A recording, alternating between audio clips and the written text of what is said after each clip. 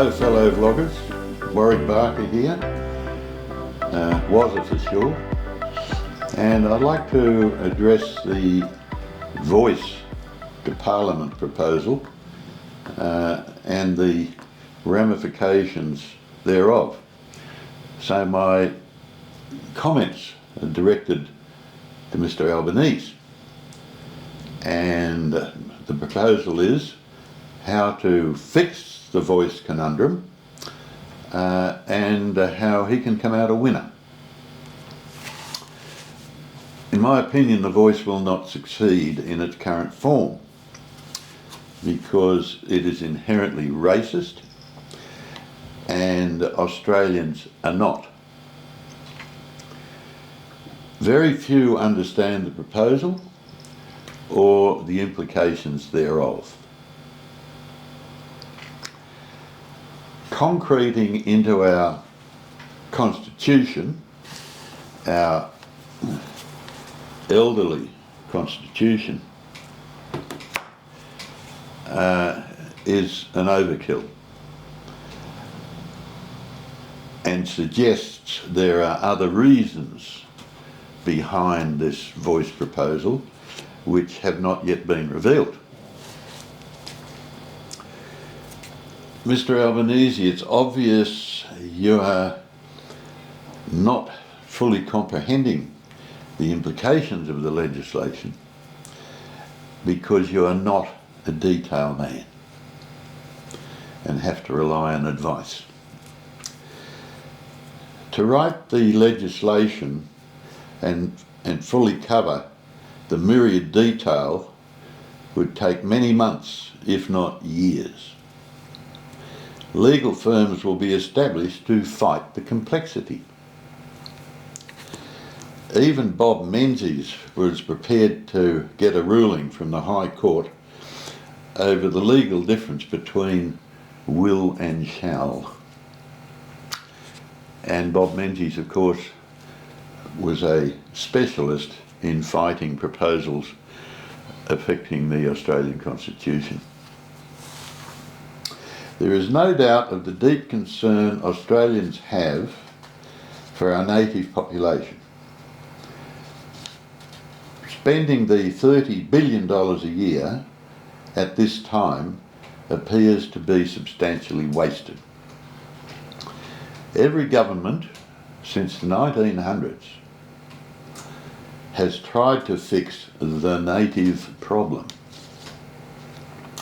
by throwing money at it in the hope that dollars will fix it. So where to now, Mr. Albanese? The drafting of the voice would be many times more difficult than preparing a building contract. After 50 odd years as a builder, I have yet to encounter one building contract that covers all the bases all the time. And that's after 50 years. The voice must be 1,000 times more complicated than that. Incorporating the voice into our 1901 Constitution would be like fitting fat wheels, mag wheels to a Model T Ford. Possible, but unlikely to be successful long term. Many native Australians do not like the voice because, for a start, they're not racist, they're Australians. The voice is being prepared as a one-size-fits-all answer to our native Australians, and that is not going to work. Almost impossible for our native Australians to understand is the voice at all, because they already have representatives in Parliament.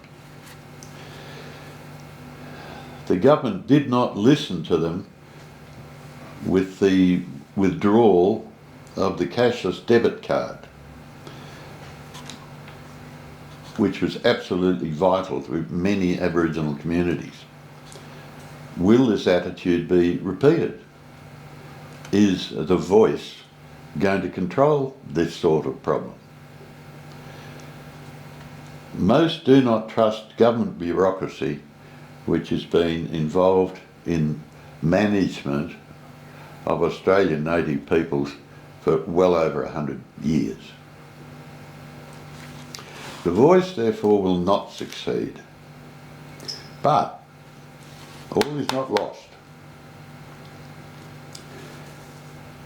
There is deep feeling in the Australian community that we need to resolve once and for all the so-called problems with the Australian native people. So how can we get the concept over the line, which the voice is trying to achieve, but in the wrong way? And how do you get the kudos for achieving a spectacular win? Well, Mr. Albanese, I'll give you a little bit of my background, and I should state at the outset at no stage have I ever been a member of the Australian Republican movement. But I'm also a disheartened Liberal voter. Most Liberal Prime Ministers have been red-hot royalists, i.e. favour the present arrangement with the Governor-General. All that started, of course, with Bob Menzies, through to Tony Abbott, John Howard, etc. Your government has the guts to include in your policy platform the prospect of opening debate on Australia putting its big boy pants on and becoming a republic. Hooray for you. In this respect, i.e. the effect of the English Crown on the management of Australia, the scales were removed from my eyes when, firstly, John Howard set up the 1999 referendum for a no vote, insisting on a politician's republic. But even under those circumstances, 47% voted in favour of that platform. The next item. When the UK joined the EU, they did so with no apologies for killing something like 25% of our exports. Basically overnight. Mother England looks after Mother England and hang the colonies. Now you compare that with the Chinese recent rubbishing of our exports of coal, lobsters, etc., which was nowhere near as significant as what the English decided to do to us when they joined the European Union. The election of an Australian president, I have in mind, is nothing like the American debacle. And unfortunately, most people, when they hear the word president, immediately think of the American example and what a disaster it is. So, thumbs down. We can design our own president with specific responsibilities tailor-made to Australian conditions. In this respect, one of those responsibilities would be Australian native people's welfare and education. In this respect, all government departments and budgets, state and federal, would be transferred to the President and his Vice Presidents. In so doing, there would be established one authority under common leadership, replacing the 14 or so in federal bureaucracy now. and I can't imagine how many forms had to be filled in to satisfy their requirements. The President would, of course, assume the current responsibilities of the Governor-General.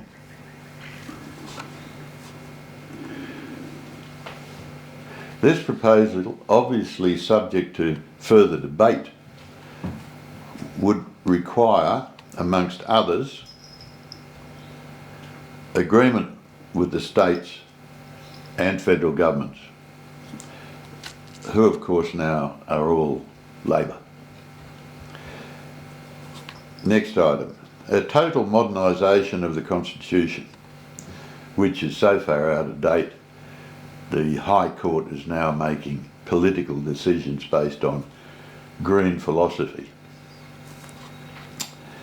Next item, a revised referendum format, put the voice on hold and commence debate along the lines proposed to incorporate the well-being of native Australians into the responsibility of a president. Next item, the selection of vice presidents, and I'm suggesting two because what I'm proposing is going to require an awful lot of work since the messing around with native Australian legislation has got everything tied up in knots and it needs to be unravelled. I propose, and I haven't spoken to either of them, that the vice presidents be Jacinta Price and Warren Mundine, both for their on-ground knowledge, their incredible sense of responsibility and their familiarity with education and so on in remote communities. I propose the President's extra responsibilities would include the assessment and construction and modification of all major water storage. Now this is vital for Australia, and the amount of billions that have been lost because of our present floods is just ridiculous. And water needs to be stored in Australia. We are a dry continent. If elected to the job, and I'm putting my hand up, I guarantee costs will not exceed the $30 billion already allocated for native people's departments in Canberra. Okay, so what are the positives to my proposal? Well, for instance, the state departments of Aboriginal Affairs would become regional departments of the President's bureaucracy. The Republic would have clear responsibilities and power to untangle the neglect of native people's management for the last 100 years. We could enshrine the solution of transferring responsibility to a president into a modern, updated constitution. This, of course, is what is being attempted by the voice, and this is where the voice is going to become undone significantly. This proposal would get all Australians on side and not divide us by race, which is what the voice is trying to achieve. It would also ensure it would eliminate or almost reduce to nothing any legal challenges, because it would be a one-stop shop. President is responsible. It would also clearly produce a solution that everybody can understand, which is one of the main failings of the Voice at the moment.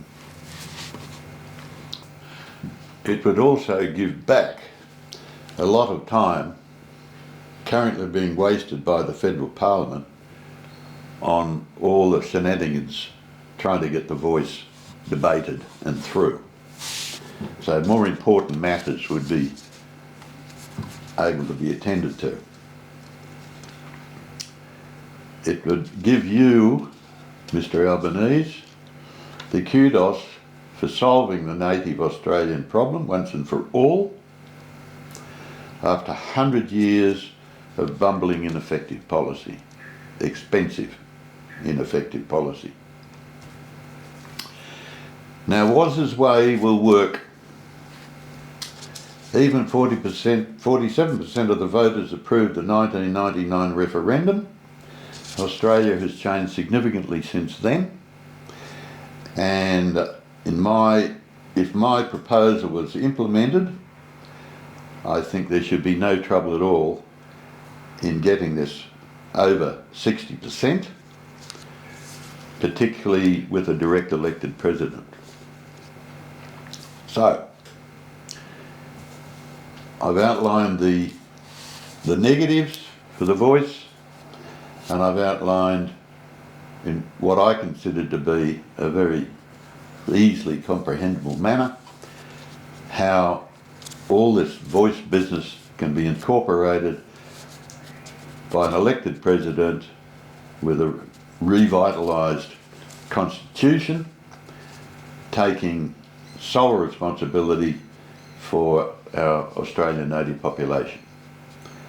And I think that's a winning formula. Okay, Mr. Albanese, in summary, I've outlined the problems with the Voice. I sympathise with the amount of political capital you've incorporated in it. I can't see it getting over the line, but as part of the Labor Party policy platform, you've already initiated the fact that you want to see Australia as a republic, and by incorporating a direct elected president into this melee of Voice problems and allocating the president the responsibility for the native peoples, the problems get solved quick smart. It's no longer divisive to the Australian community.